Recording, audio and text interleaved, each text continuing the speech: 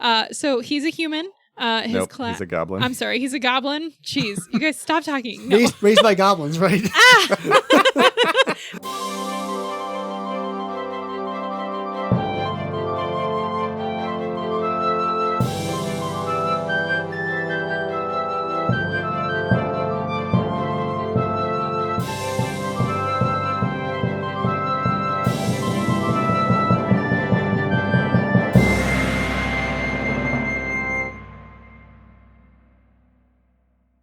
Welcome to the Tabletop Travel Guide, the podcast where we explore fictional worlds and civilizations right from the comfort of our own table.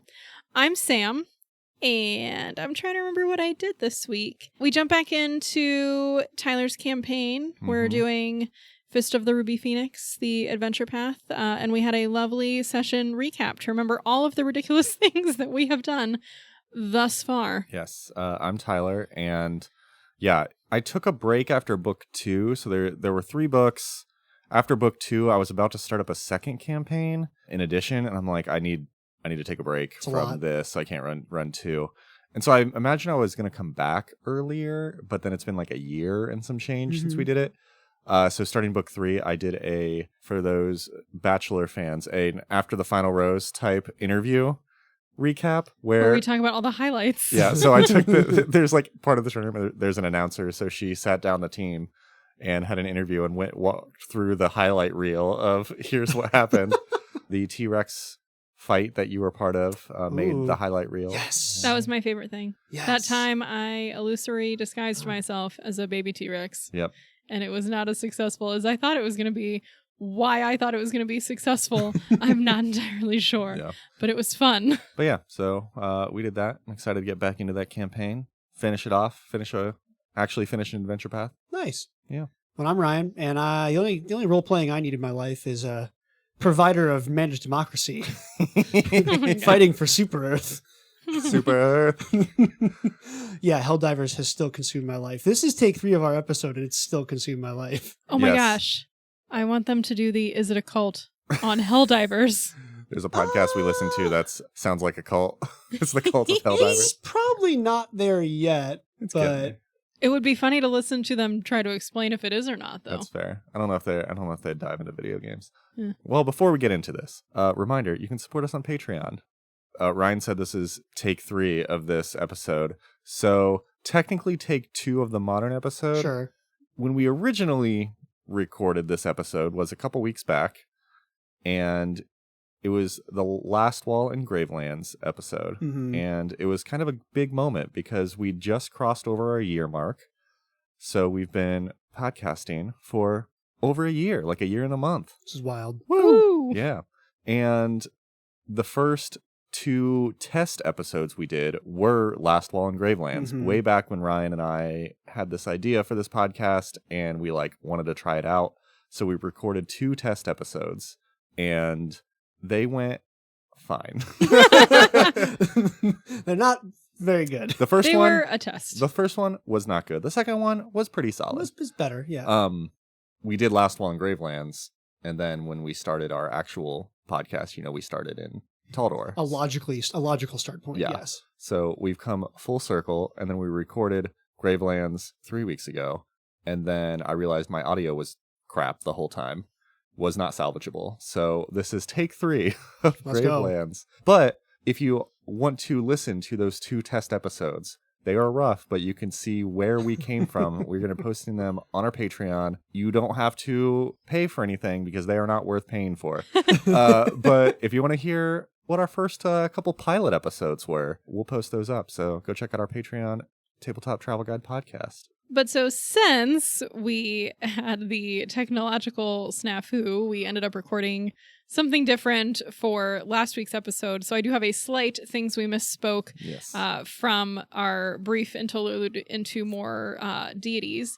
So we talked about one particular goddess, and I pronounced it Savannah, but it is Savannah. Savannah. Yes, we found a pronunciation guide after the fact. Yes. So.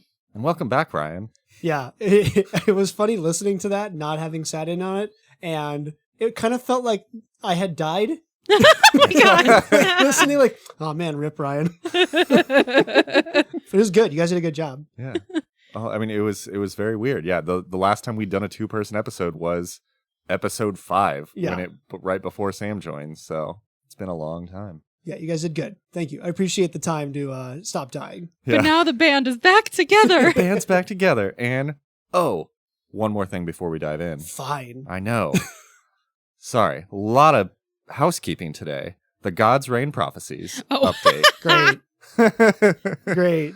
So, last week's update was Nethys has been marked safe. Which is fair because Archives of Nethys was a lot of work. They couldn't change the name. Mm-hmm. But unfortunately, that means Ryan has lost another. I feel like I drafted a good quarterback and I forgot to draft the rest of the offense. I thought I had the worst team, but you are just very unlucky. I'm struggling. So. It is hard because there's like no rhyme or reason for why they're like marking people safe or not. So it's like we all just wildly guessed for this. Yeah, but I wildly guessed the worst so far. Yes. So Ryan's having some difficulties, but Sam's still decent, solidly lead. You're at 5. I think I'm at 5. Ryan's at 3. So it's fine. And I haven't been statistically eliminated yet. You have not yet. And then our patrons, I think we still have, I think only 1 or 2 people picked Nethys, so the leaderboards haven't changed too much. Anyway, we're diving in. Take 3, Gravelands. Go, Ryan. Go, the Gravelands. Okay, so sources are Mythic Realms, the 1E and 2E World Guide, the Knights of Lastwall, which is an amazing book. Fantastic book. And the City of Golden Death Adventure. 837 AR. Here we go. Baphon, our boy, our Lich, was born in the lands that will one day become Ustalav. But he's not born a Lich. He's born a normal He's born a normal human boy. When a mommy Lich and a daddy Lich really love each other. I don't think that's how Liches merge work. their soul cages into a baby Lich. I feel like they should hatch like an egg instead. The Lich egg. They're reptiles. I feel like it looks a little creepy. Maybe it looks a little cagey, and then it's like, bloop. Does a baby Lich come out as like a baby or like just a very tiny old Lich? He's not going to like Benjamin Button Lich. It's a fully. He's not going to go backwards. It's a fully grown tiny Lich. It's just where really creepy children come out of an egg. Sure. It's anyway, fine. Baphon, born as a human. Yeah, born as a human boy, assuming, I don't know. This episode might be a little unhinged, guys. Oh, great. It is stated that he studied necromancy from an early age. Okay. It's not clear what early is in this context. I imagine like mom and dad are sitting in the kitchen looking out and he's like resurrecting a bird or something. And we're like, we should deal with that. This is like the child who like, oh, my bunny died. I have to bring it back. Man, and then it's like you've had the same bunny for like 10 years. This is kind of weird. It's back to Banicula. It all comes back to Banicula. Okay, we just started. Come on, let's go. Right. Anyway, he has a childhood. He studies necromancy. He becomes I assume like an average necromancer. Yeah. And his first big move on the world stage is to conquer the city of Crestilian on Interper Isle, which is the island in the middle of Lake Encarthan. Ooh. Castrilian on Interper Isle. Yes, so he shows up. There's a large city on that island owned by the Golden Solidarity. Shout out Druma. Yes, the Druman Prophecies of Calistrade. It's like a subsect. In like a group that loves money and like a country that loves money, the Golden Solidarity were like, they really like money. Yes, so they really like money, but they think their goal, or the goal of the pursuit of wealth, is not to create a perfect afterlife, but to build lots of philanthropic opportunities. Oh. It's kind of nice. Nice. Yes. And by philanthropy, I mean build lots of golden statues of philanthropy so that you're functionally immortal in the mortal realm. Like, do so much good that people remember you for being so good. Do it Less for the altruistic. Do it for the fame. Yeah, like do good for the fame. So it's not 100%, but still not. I mean, it's not awful. It's better good than actions, bad doing intentions. evil. Yeah, Not evil, right? That's true. It's very like neutral, good, sort of. Yeah, okay. they're generally pretty chill. They refuse to wear valuables like overt displays of wealth. They try to stay very like plain and with the people.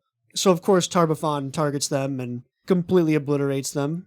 Because he's like, I want all the gold? Is that the goal? Because he here? wants all the gold, yeah. Okay. It's like attacking Fort Knox for all Sure. the money. Yeah, so he wants all the gold. He turns the city into his personal enclave, and it's now like his fortress of wealth. So whenever he does any future conquering, he will kind of transfer all that wealth back to his new fortress. He will rename this isle the Isle of Terror. Ah, yes, the name we all know it by. Went through a rebrand. Yes. Like, Ugh. coming soon, the Isle of Terror. Yes, so he renames it the Isle of Terror. Yeah. He renames the city. He names it now Zin Grafar Sure. because he's a big fan of Thassalon. Yeah. He thinks Thassalon really had the best idea of how the world needed to work, and he thought it was his job to like be New Thassalon, bring Okay. back old Thassalon, Mm. which is That's right. And this is before actual New Thassalon shows right, up. right. Yeah, we're still 860. Oh, yeah. like, Okay. We're really early. He figures out that there's a place in the Isle of Terror that is very thin to the plane of shadow. Uh-oh. Ooh. So he starts a bunch of research there, and he starts getting up to some dark, evil stuff. So he's murdered a city, he's killed all the inhabitants, and he has a fortress on a little island in the middle of the lake. But he's not really made it big yet. He needs to do something else. Oh, yeah, these have all been small potatoes. Well, Just doing some necromancy. Yeah, it has a murdering private a bunch of island, but that's people. not. It's fine. it's a minor island, to be fair. Yeah. Yeah. He thinks, well, I really like Thassalon. I should look at those former rulers of Thassalon, and specifically Zutha, The Rune Lord. the Rune Lord Zutha. So by 872 AR, he starts to, I'm gonna go find where Zutha's buried. I think there's something at Zutha's burial that could be beneficial to me. What was Zutha over? What was their domain? I thought it was the zombie one. Gluttony. Ah, gluttony. Yeah, I think he ended up being a zombie. So he was also a necromancer, and he turned into a lich. Yeah. Okay. So, yeah. That all makes sense. So remember, That tracks. Tarbaphon is just a lowly necromancer. He hasn't become a lich yet. So he seeks out Rune Lord Zutha. And by 880 AR, he finds Rune Lord Zutha. And somehow uses that power to enhance his own power. It's not entirely clear what he did, but he becomes much more powerful because he found that rune well. Yeah. He finishes conquering the rest of the Isle of Terror by 881 AR by defeating the Black Dragon Karamoros. Oh, I love her. Karamoros. Let's talk about Karamoros. Karamoros. So Karamoros appears heavily in my campaign. She doesn't really appear so much in Tyrant's Grasp. Yeah. Because Ryan recognized that this is a very cool character and we should give her more screen time. Yes. She's great. So she's a super powerful black dragon. She used to rule the Isle of Terror with her two children, Istravek and Naraga. Wait, did she used to rule the Terror while the Druma people, or was there an in-between stage? It was kind of like I rule this half, you rule that half. okay. We don't talk. It's Yeah. fine.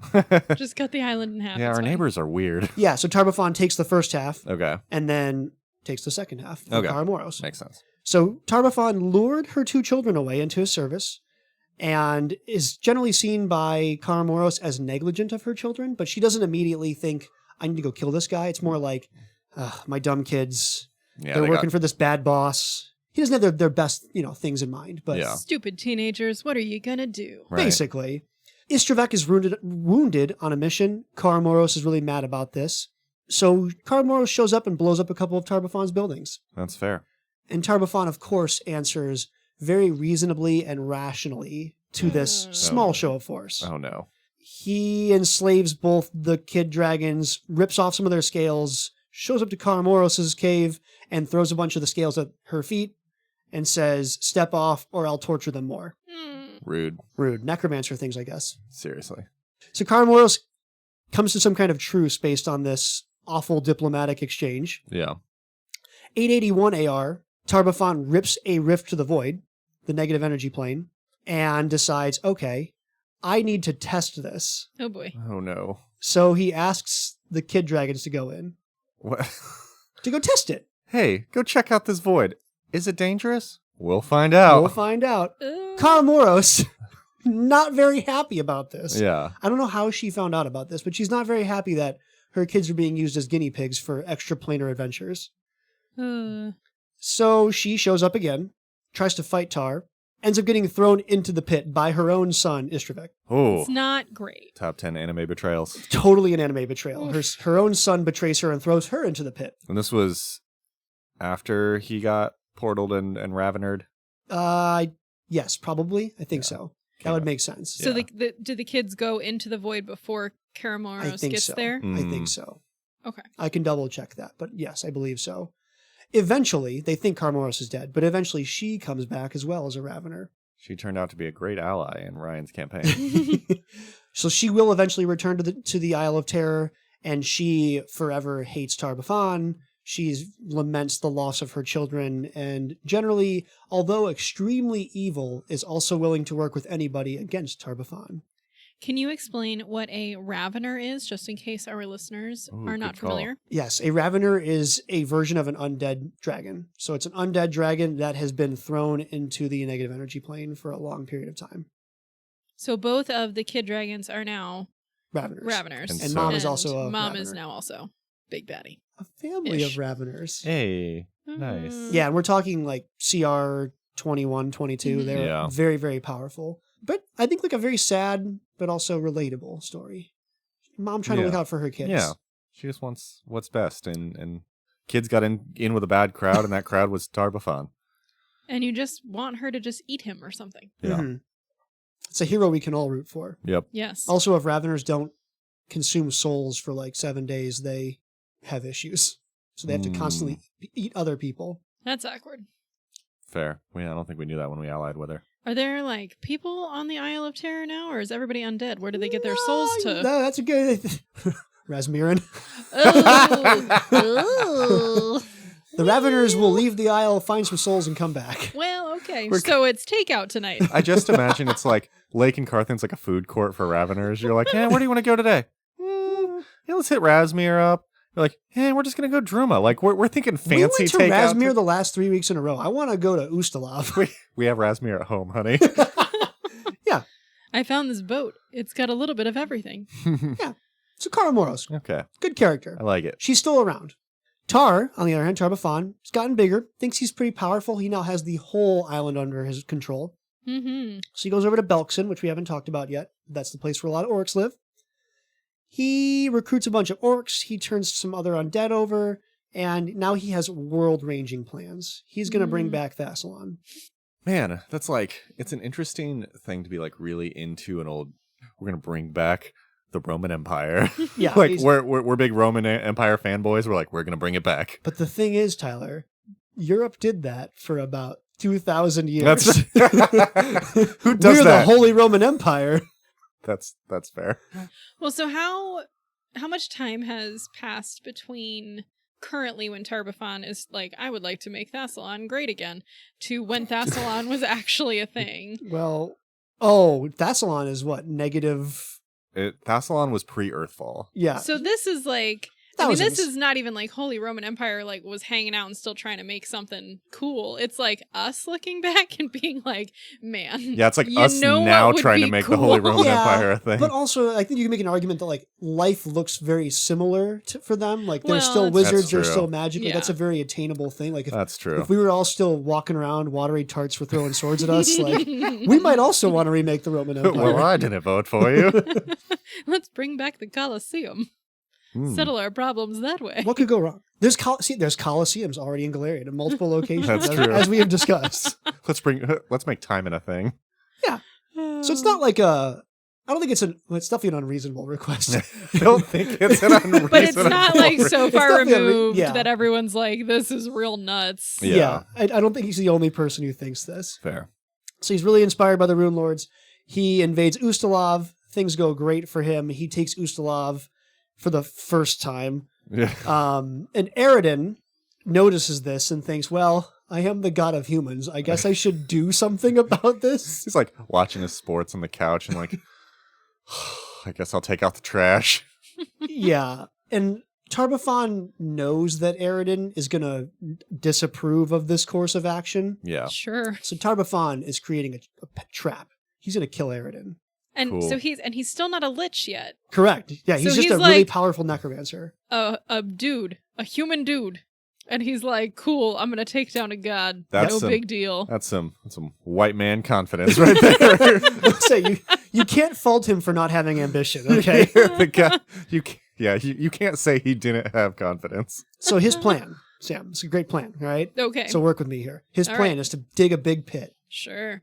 That's the plan. Is he going to cover it with That's the whole straw? plan. Is it going to be like, I dug a hole and then I covered it up and then I'll be like, Aridin, come meet me at this specific location. And he falls in the hole. Kind of. I like to imagine he puts like a plate of human food under like a big old box and like hides behind a bush with a string. Like, I'm gonna get Aridin this time. Definitely human food.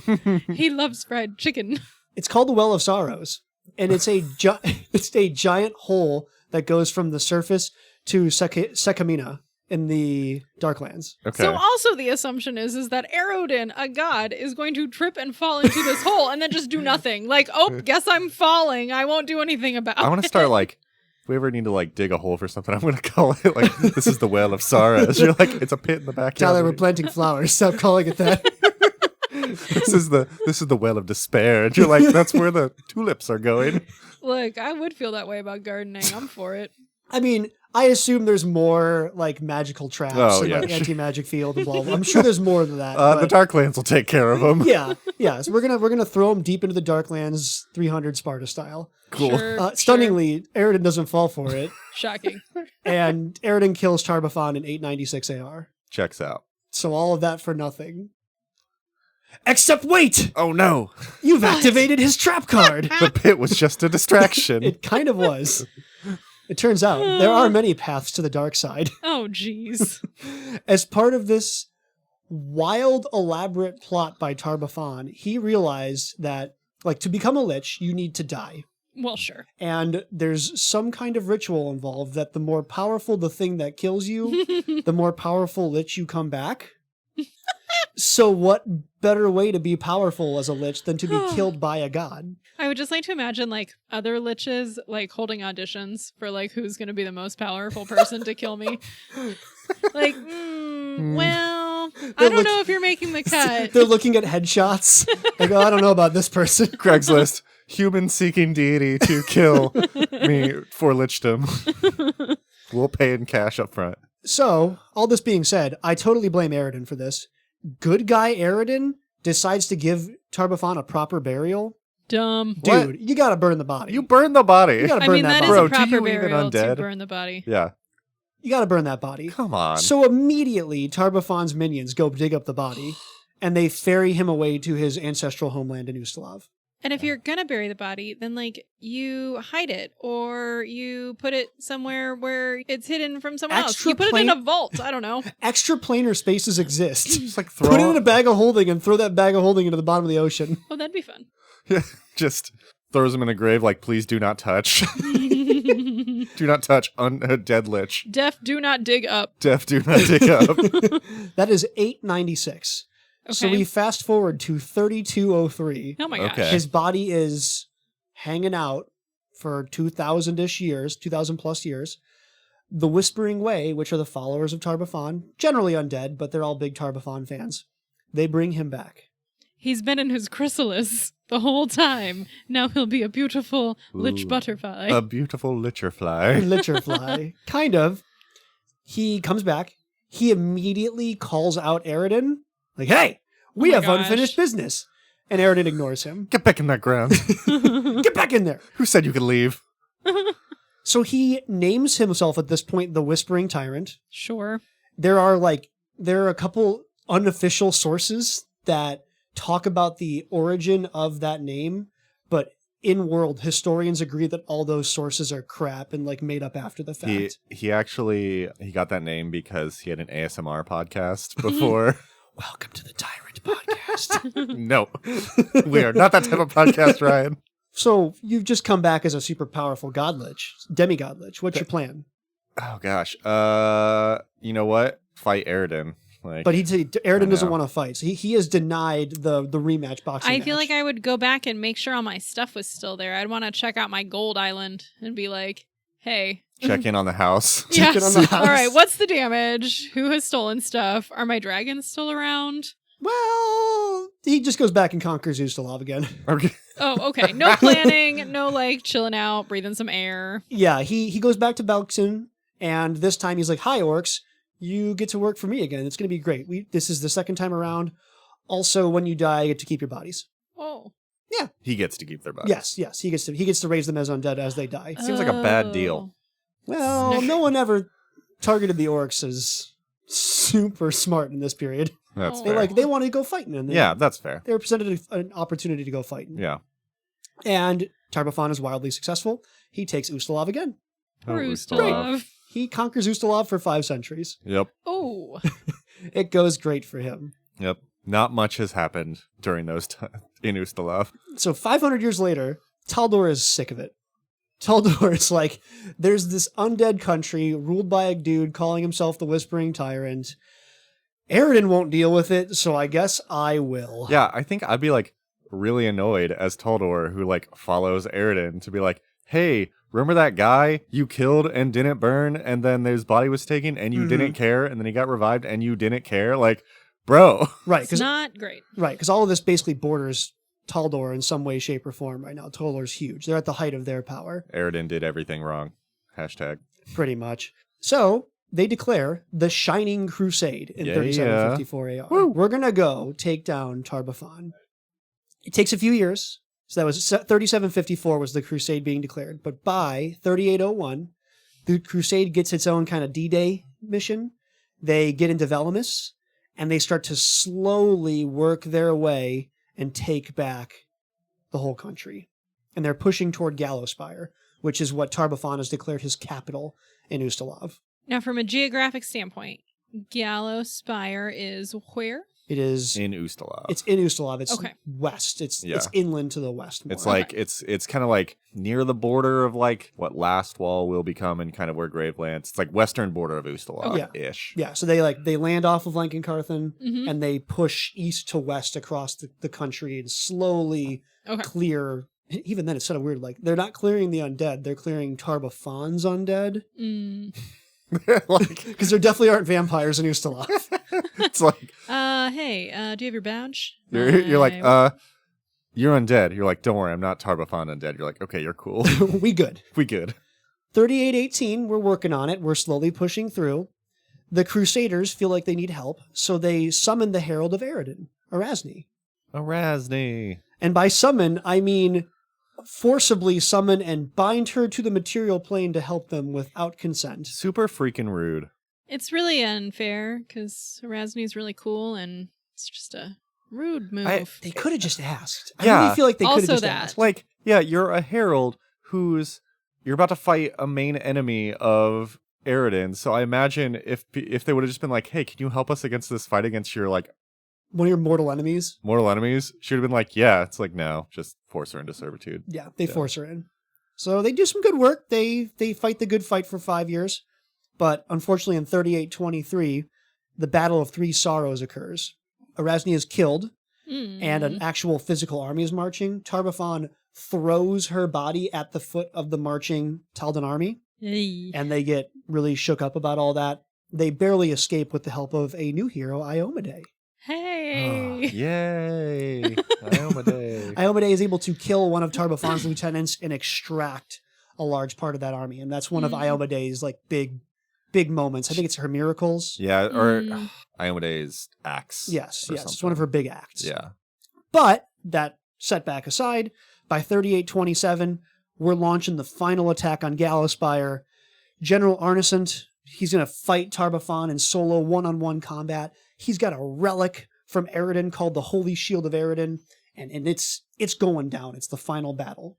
Great. So Aridin is like, okay, you killed my herald. I'm still not going to show up, but here's a shield. Here's a fancy shield to help, guys. Ugh. Aridin. Bro. So they're fighting one-on-one. Tar-Baphon, super powerful lich. He casts Wish and wishes for General Arnesant's heart to end up in his hand. But the shield deflects the wish spell.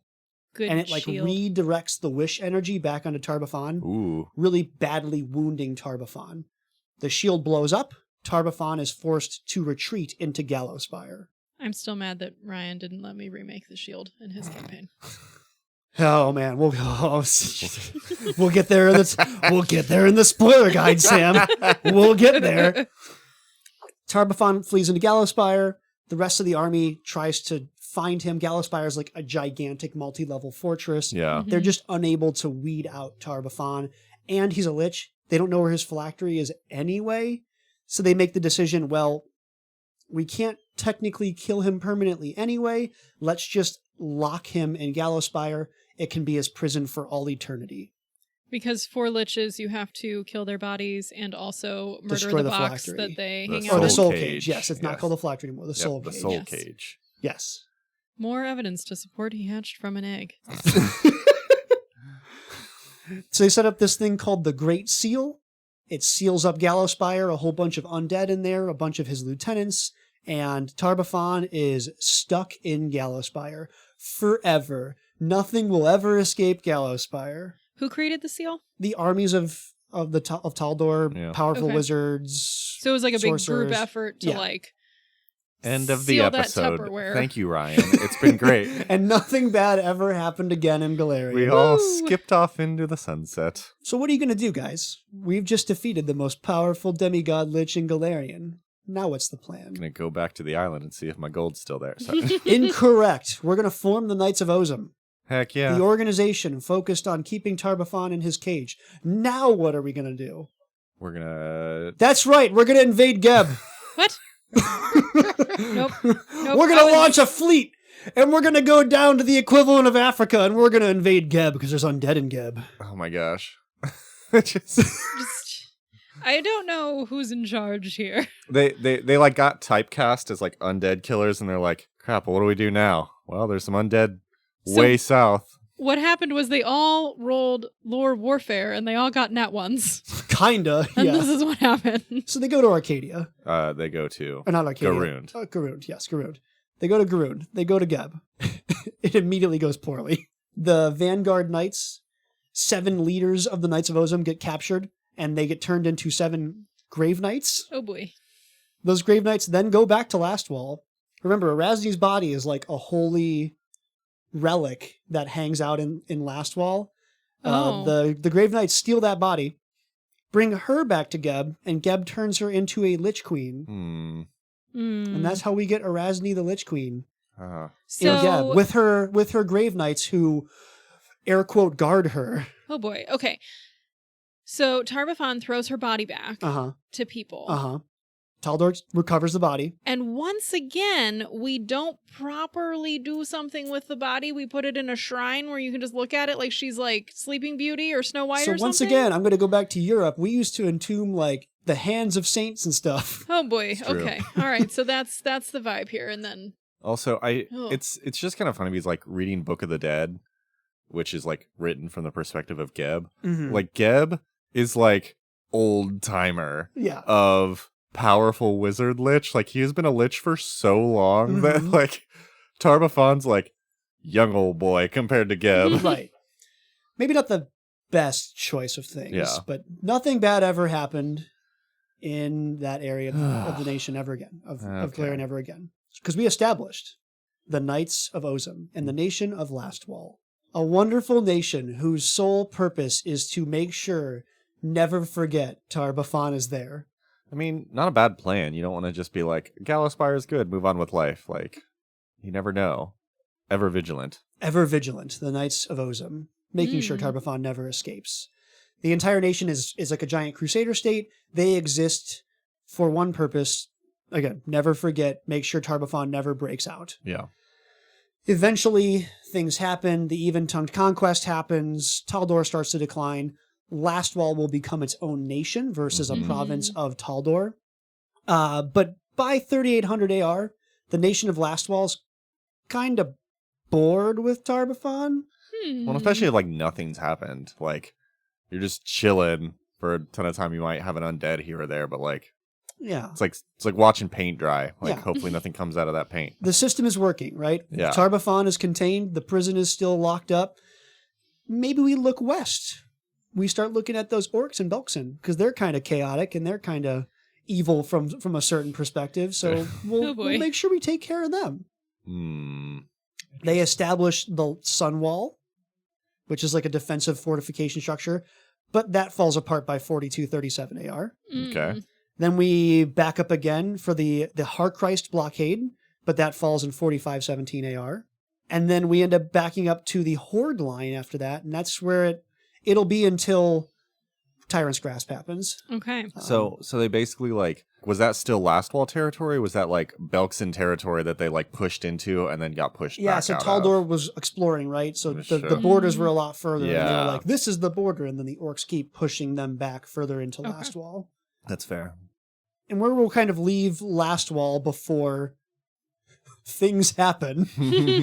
The military is starting to have kind of issues in its focus by 4719. There's a group of the military who thinks, oh, well, we want to make sure we are established for Tar-Baphon. We're here to stop Tar-Baphon. We watch Tar-Baphon. But there's another part of the group of the military now who says, we keep getting pushed back by these orcs. You're not giving us any options to attack. Like, all we do is defend. Oh. You should let us fight back. And they're starting to get a little mad at each other. I mean, I guess it makes sense. Like if you imagine one thing is solved and another thing is active, Right. in terms of your issues, like you would focus on the active. Right. One of these people advocating to fight back against the orcs is Throm Gauntwood. That's his dog. Gauntwood. Throm Gauntwood. He owns Castle Everstand, which is a castle over on the Yes. western side of Lastwall. The original castle was made by his dad, Strom Gauntwood. He pulled a Deck of Many Things card for an instant fortress while they were being attacked by orcs. And they were able to like hold up in this instant fortress while they were defending. Man. And eventually survived. What great luck. Deck of Many Things is a trap. Super fun. So the castle's been expanded, and the Gauntwood family, being on the western border, is like, it's not fair. No one gives us resources. No one helps us fight the orcs. We don't believe in this. So Lastwall's there. It's going great. They're just chilling. It's going great. Just vibing. It's going awesome. Nothing bad. Yes, bad things happen. So I will basically breeze over Tyrant's Grasp. Yeah, we are going to have an adventure guide for this, mostly because we're all excited to see Ryan rant about the original I adventure. love Tyrant's Grasp. I hate Tyrant's Grasp. I have so many feelings about Tyrant's Grasp. Yes. Long story short, things happen. Tar-Baphon escapes. He goes a rampaging. Heroes stop him. The day is saved. Woo. Except by saved, I mean Lastwall is completely obliterated as a consequence of this war. Ew. Ugh. So Lastwall ceases to exist. The Knights of Ozum cease to exist. It's just this shattered area now called the Gravelands. Yeah. It's like the biggest change to happen between first edition and second edition. Because like, yeah, if you look at a first edition map, it's like Lastwall. You look at a second edition, it's like undead. Yeah, Gravelands. So like where the Sarkora Scar got better, Lastwall got This one got worse. much worse. Yeah. Ooh. Much worse. Yes. So the capital vigil is totally gone. They will reestablish.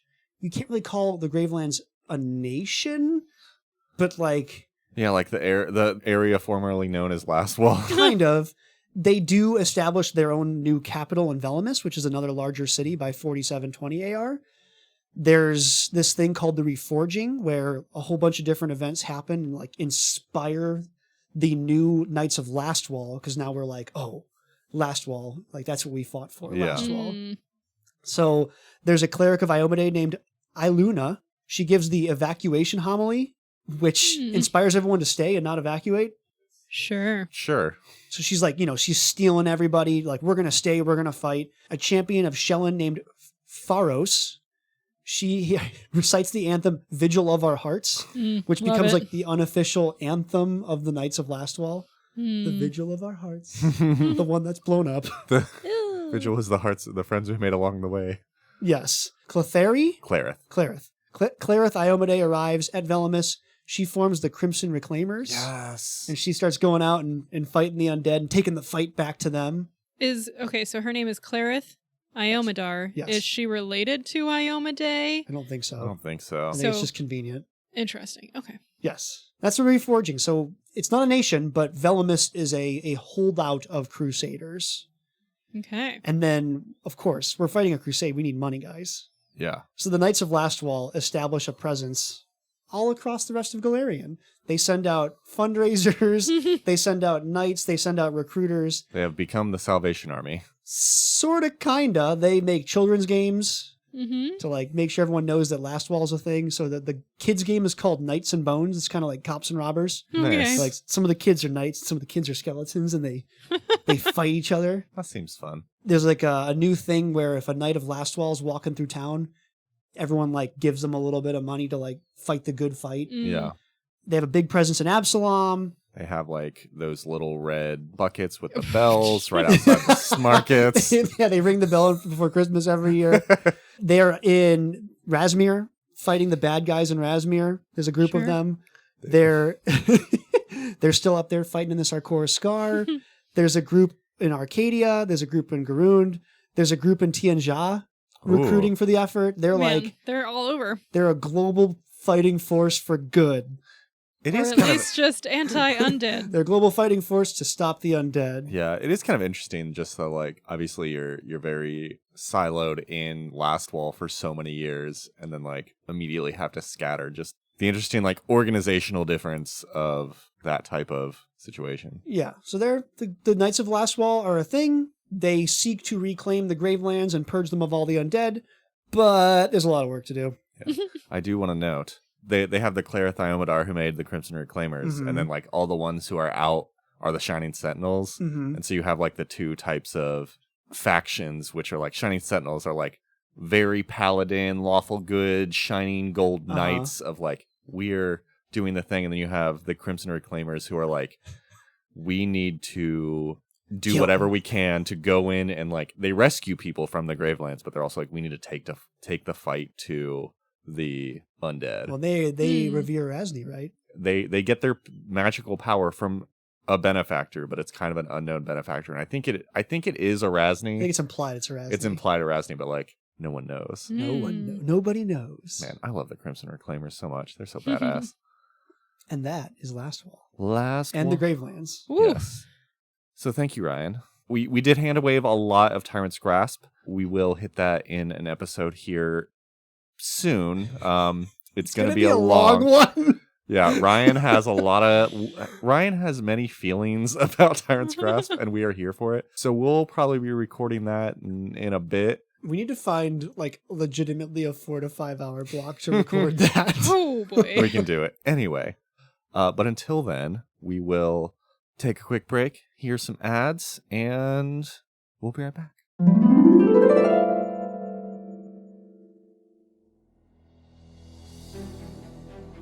People from all over Golarion are joining up to fight for the future.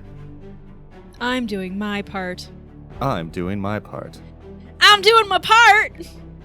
I'm doing my part! Join the Knights of Lastwall. Save the world. Service guarantees citizenship. Would you like to know more?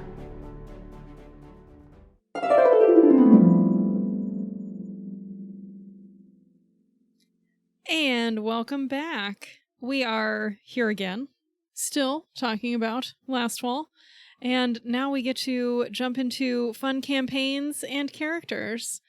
Tyler, would you like to kick us off with a campaign? Yes. So this is the third time I've brought up this campaign. I'm on the edge of my seat. Tell me what it is. You guys have no idea what to expect. This No will be idea. Interesting half, since we all know what we've done. Anyway, we originally did this campaign back in our pilot episode, and I loved it so much that I'm bringing it back. So I always take inspiration from things with my campaigns. I am doing a campaign that is kind of inspired by State of Decay. It's a zombie game that I get into usually about once a year. There are two, and in the first one there was a kind of an expansion where what you had to do is you had to build a base, and you had to, like, rescue people and extract people from a city. So, like, there was zombies around the city. There were important targets that you needed to get back to your base and extract. The campaign I'd be doing is a kind of base builder campaign where either you're, like, in Ustalav or you are a person in Gravelands. And, like, since there's no real infrastructure or city, your goal is to kind of build up a community in some form to survive in the Gravelands. And the quests would be like, you would hear about, oh, there's a medic in this area, or there's a cook in that area, or there's a blacksmith or something. So like you would prioritize like, okay, who do we need to get?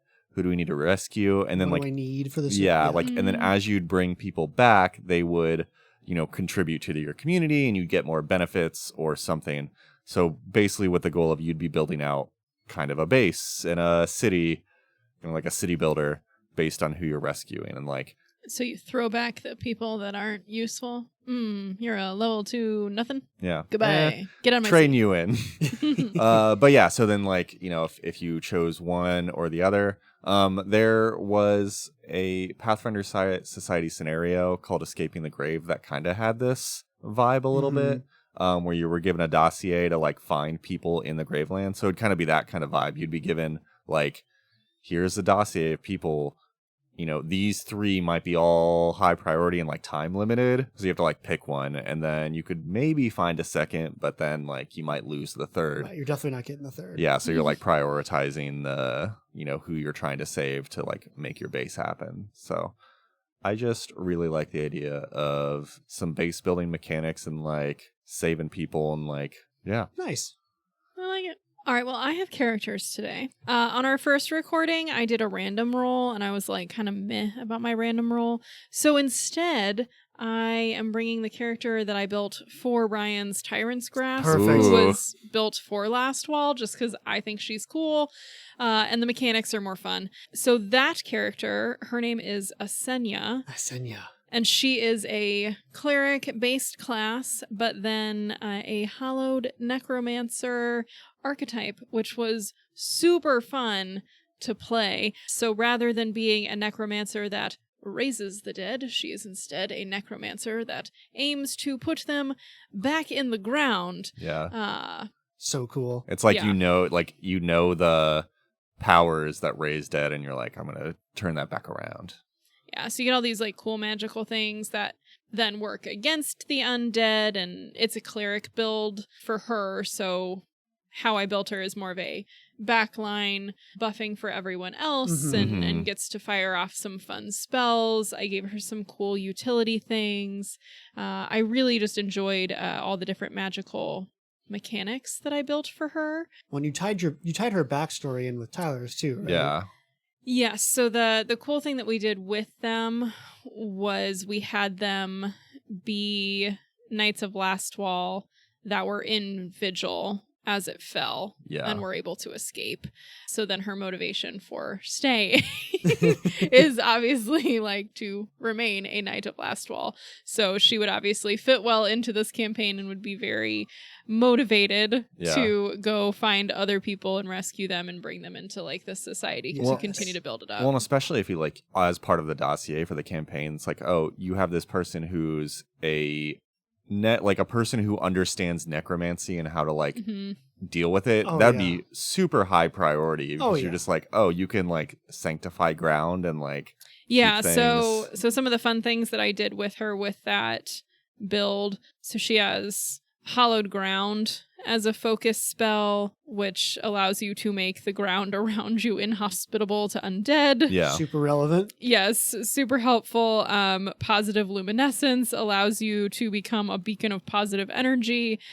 So if there are positive, yes, you get those positive energy benefits. And then some of her spells are also taken from the Hallowed Necromancer list. Nice. So she gets some cool ones, and she can do some drop dead type situations for the undead as well. Nice. Built to kill the undead. Yes. Yes. No, I think that'd be a cool step in the campaign. I like it. Okay, and then I also get to bring one of our patron characters. Yeah. I mostly felt like I needed to bring out my Hallowed Necromancer because after reading the patron character, which was so much cooler than my random roll, I was like, man, I don't even care about my random roll because I like this one so much better. So I was like, I feel like I need at least something that's gonna stand up. I feel like we've learned very quickly that our patrons are better at creativity than us. It's true. Well, in our defense, like when you random roll, you're That's just kind of like true. taking whatever rather than like thinking through what would make sense for a story. So this character is brought to us by Kyle. Thank you, Kyle.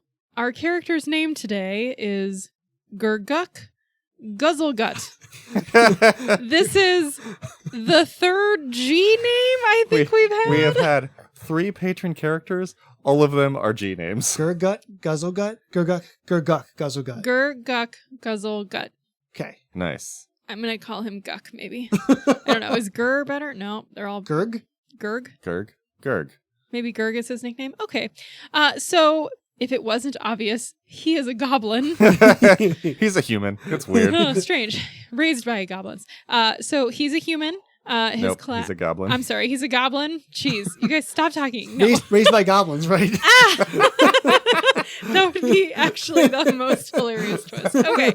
Anyway, he's a thaumaturge. Ooh, thaumaturge are fun. Yes. So Gurguk has been described as having big, jagged razor teeth and a prosthetic left arm. Nice. Oh. He lost it due to eating it out of desperation Oh no. after escaping the undead. Aw, Oh. poor dude. So He had, it maybe had a severe wound on it, so maybe the arm wasn't going to make it, and he was like, well, better use it for something. I'm not really sure. he had 127 hours himself. Oh my god. However, this traumatic event has led him to making the vow that he is not going to let anyone else go hungry if he can help it. No. It's very admirable. Gurguk. Yes. So he was given then the background of chef. Nice. Oh. So he doesn't wear the traditional chef garb, but he carries around bags of herbs and spices and foodstuffs.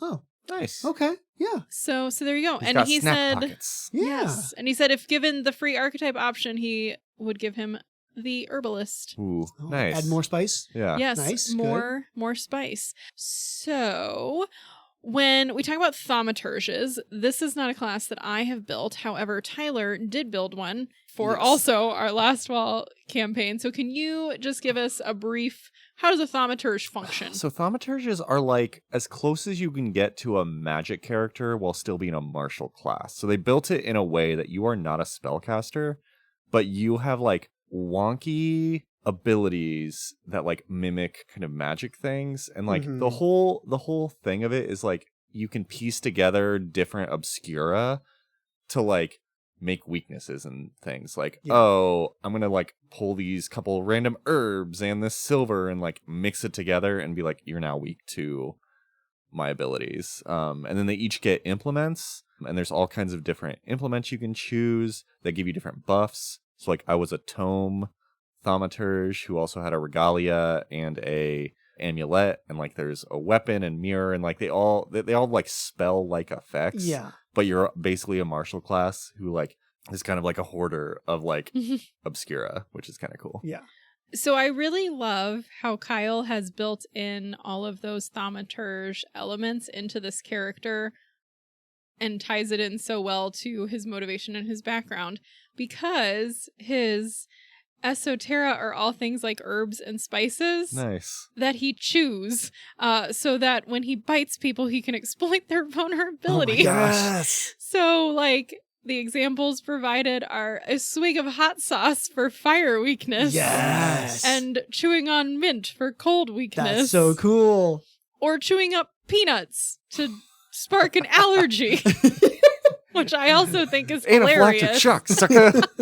No, my one weakness. Peanuts. I didn't even know I was allergic. He swigs milk. I'm lactose intolerant.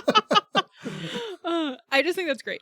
Yeah. His implements, he has his grandma's old magic spell book, so he's Okay. also going tome. Nice. And then he gets a bunch of skills with that Yeah. too. Sure. And his second implement, again, I just really love flavor, is his grandma's old pan that's polished to a mirror sheen. So it Yes. functions as mirror. Oh my gosh. That's amazing.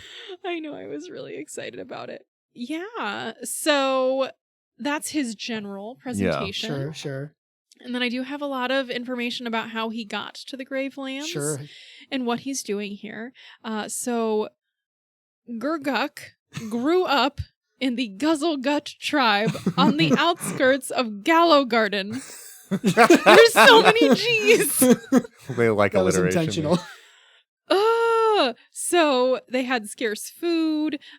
His grandma, Gurgug, was the tribe leader, and she would cast spells on the food from her magic tome to make it edible and more flavorful. Nice. Yeah. So grandma was like really doing the most out here. Love it. When Gallows Spire exploded, it rocked this area of Gallow Garden, and then a bunch of undead came through and massacred the tribe. No. Oh. So then Granny Gurgug hid Gurguk inside of her cauldron to hide him. Oh no. And presumably she passed away because the next sentence says, now alone. Oh, no. Gurguk. Yeah, so Gurgug takes what he can from Granny's stash, including her magic book and her implements and all this stuff, and goes on to Oh my adventure. gosh. I'm rooting for him so hard. Oh my Man, gosh. What would be interesting is like for the campaign, like a tragic timing would be the person of interest was Granny, and like the person on the dossier was Granny. No, don't do that to him. Wait. Don't do that to him. Wait, hold on. Are you saying, but he knows that Granny's already dead, No. or he has to No, save like- Granny? like- If you were the like that's how he's introduced to the group. So like Oh, the like- group goes looking for Granny and they find him in the cauldron Yeah. instead? Yeah. Oh, buddy. Oh, no. Also, look, Kyle, I don't know who hurt you, but I'm a little worried, buddy, because Kyle has also Don't shared call with Kyle us. out like that. Look, Kyle, do you need a hug? Do you need a beer? I don't know. Just let me know. Let me know what you need. Anyway, after Gurguk leaves his tribal land, he finds out that most of his tribesmen, including Granny, were raised as undead to serve the tyrant. No. So now Gurguk is scouring the lands, looking for a cure for undeath to get Granny back. Oh, buddy. buddy, this is the This is why I'm like, Kyle, do you This need is a hug? Big bummer. we need to protect Gurguk at all costs. He's the most precious. Who cares about the rest of the mission? The rest of the mission does not matter. Everybody's like, you need to build a base. You're like, we are going to find Granny. On a positive note, Gurguk also harbors ambitions of starring in Golarion's Cold Iron Chef, No. Yes. That's incredible. the fabulous game show right out of Absalom. That's incredible. Yes. That is such a good idea. I wish that we could have made that our commercial for this. my gosh. So we might have to go back and record a very special commercial for Golarion's Cold Who Iron is Chef. our Dave Ramsey? Oh, no, sorry. Or Dave I'm Ramsey. thinking- Finance guy. You mean Gordon Ramsay? Yeah, and also that's the wrong show still. Yeah, he's That's not Kitchen on Iron Nightmare. Chef either. Iron Shadow. It's the yeah. I mean, it's crap. different chefs chairman. every time. The chairman. Who's The the ch- chairman? For I can't remember I don't know. who he is. But there's like the announcer is different too. Like there's someone who's talking about it and then the chairman Yeah. just judges you. Yeah, no, the chairman's the best That's part. still though. incredible. Yeah. That's such a good Anyway, idea. Cold Iron Chef. That's a whole adventure path. Yes. Seeking ingredients for Cold Iron Chef. That's a low level campaign. Nice. Would you like one more nugget Yes. Please. from Kyle that I also particularly like? So we have he's chefy, right? His abilities, we are calling them culinaromancer. Like Cullen Romancer. Like culinary plus necromancer. Culinaromancer. Sure. I love it. I want to create that homebrew Nice. as a Well, you can make your own Archetype, schools 'cause now, I the remasters. So think it'd there be could be a culinary school. Okay, this is gonna be a deep cut, but Oh, dear. there's a whole quest in RuneScape. Oh no. It was like either the 100th quest or something, but it was like a Cullen Romancer takes over a banquet, and then you have to like save 12 different people. Wait, And is go this on a real word? Yeah. I don't know. But it's I thought Kyle made this Hold on. up. No. Oh, sorry, So did Kyle. I was like, I thought that. wow. I was like, that's an amazing idea. I mean, I don't know if it's a real word, but it was like used before. Oh yeah, a demented evil wizard who specializes in food spells. It's from RuneScape. Yeah. Oh, well, shoot. I was Today I like, learned. Kyle, you need to copyright this and like put it somewhere. Kyle, if you name this from RuneScape, hit me up because I'm interested. I'll chat about RuneScape. It's been several years. Anyway. That's all. Kyle did say that he could go on and he apologized if this was too much information. No, and that's I would great. like to say no. This was an excellent amount of information. I am very invested in Gurguk's wellness and livelihood, and Asenia, my cleric who's not as interesting, will protect him Yes. forever. Cool. Well, that was great. Thank you, Kyle. And remember, if you want to create a character for us, join our Patreon, the $10 tier. You can submit a character. We have a couple more coming up. Please stop naming them G's. You have to pick a different letter. There are 26 letters. Pick a new We're one. gonna start knocking letters off the list. This No is more the band James. letter name. We're gonna do a draft. We'll let all of our patrons draft letters. It's gonna be a whole thing. Anyway, cool. So, last thing we have to do is score. Oh, no. And we don't have to think too much because we picked last time. That's right. It was Soul a 9 out of Cages. 10.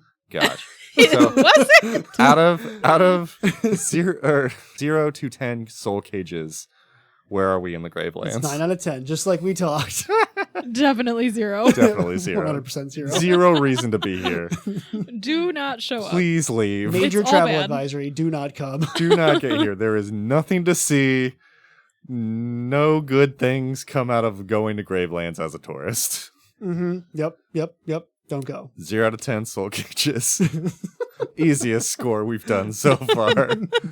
All right. Well, that was excellent. I'm glad that we have taken this journey for the 3rd time. Yes. I wasn't here for the first one, but I feel like I was. So I'm still going to call this my 3rd time doing this episode as well. So everyone, cross your fingers that this is the one that you all hear.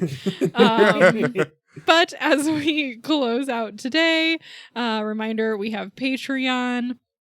There is a link in the show notes or on our website, or you can search us on Tabletop Travel Guide Podcast. Thanks for sticking with us, everyone, especially in this speed bump of an episode. If this was a little chaotic, it's because we've recorded this several times and our reactions were I kept weird. joking that it was cursed. I'm not sure. It We'll might find be out. a cursed episode. We'll see. It could It should be. be fine. So if you're brand new and this is the first one you listen to, please don't judge us on this. Please go listen to one of the other ones. Interesting and then take decide. to start 40 episodes in. it would be strange, but maybe people really That's like fair. the Gravelands. Yeah. Anyway, if you want to reach out to us, tell us about your experience in the Gravelands or how much you will also protect Gurguk, you can email us at tabletoptravelguidepodcast@gmail.com. And then you can find other materials on our website at tabletoptravelguide.com. And until next time, happy travels.